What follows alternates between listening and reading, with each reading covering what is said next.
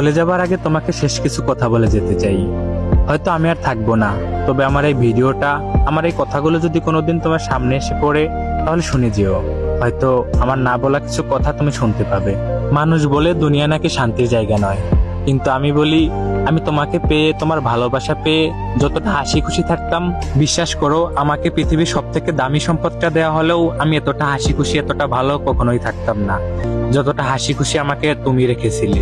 আর তারপর তুমি আমাকে যখন শত অবহেলা দিতে শুরু করলে, আমার থেকে দূরত্ব বাড়িয়ে দিলে, তখন জানি আমার মনে হতো আমার পুরো পৃথিবীটাই আমার থেকে দূরে চলে যাচ্ছে।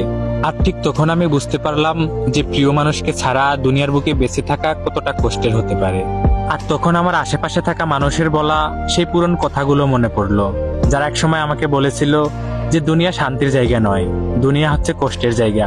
দুনিয়া যদি শান্তির জায়গা হইতো, তাহলে আল্লাহ তাআলা কখনোই জান্নাত বানাতেন না। আসলেই আমি সেটা বুঝতে পারিনি।